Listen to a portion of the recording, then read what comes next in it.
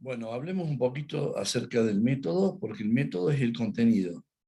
De algún modo, el método siempre nos refiere al contenido, y acá vamos a tratar del método dialéctico, que es el método que hemos propuesto para comprender el desarrollo de la historia, de la cultura, de las civilizaciones.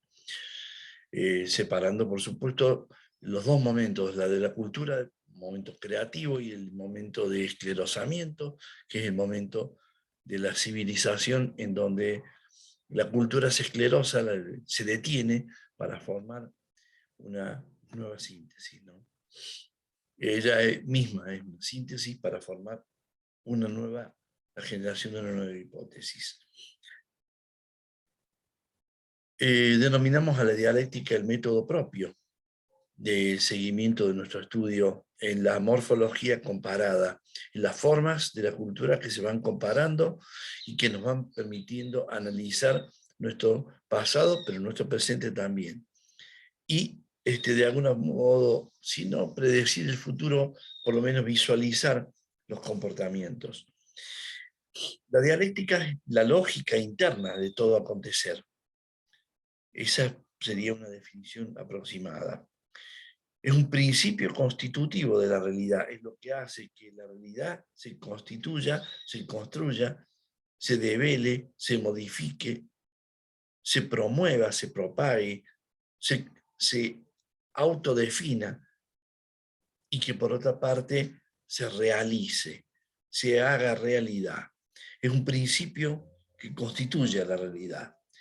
También es un método explicativo, porque por medio de la dialéctica podemos entender cuáles son los pasos constitutivos de un proceso. Entonces el método explicativo es un método explicativo, decimos que, por una parte, se dirige al proceso de desarrollo histórico, y por la otra nos habla del devenir y de la transformación de los distintos momentos de la cultura. Entonces, dialéctica sería algo así, más allá de un método, una forma de interpretar la construcción de la realidad.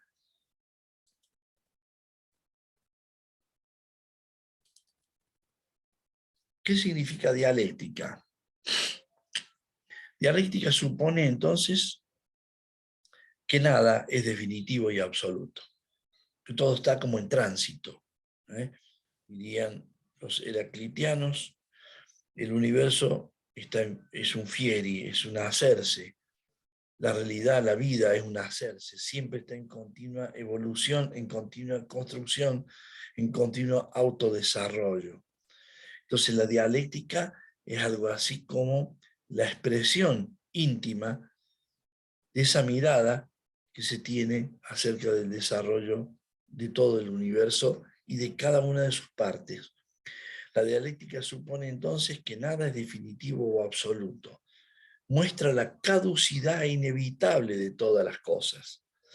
De allí que el proceso dialéctico vaya en contra de ese apresuramiento de entender que las cosas están dadas como en la naturaleza, de por sí, de suyo, expulsada de sí misma,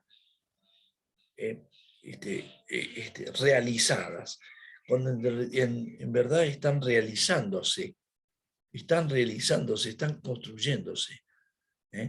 Solo existe el proceso ininterrumpido del devenir, proceso interrumpido en donde toda la realidad se va confiriendo a sí misma su grado ontológico, su grado de ser.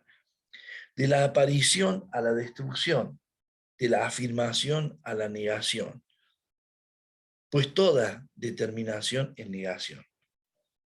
Es decir, de la aparición a la destrucción, de la afirmación a la negación, todos los procesos que se dan en el orden vital están sujetos a estas pautas evolutivas que son las leyes internas de la realidad.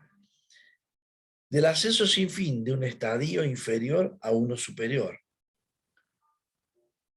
Esto va contra la opinión de la dialéctica del proletariado como fase definitiva, o quienes sostienen la hipótesis del fin de la historia también. Es decir, las dos posiciones, las que crean que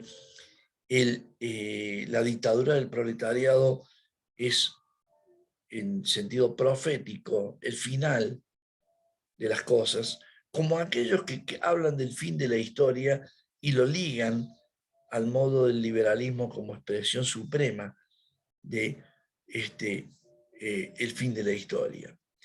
Nosotros vamos a oponernos a esto diciendo que las orientaciones filosóficas tienen un ritmo histórico.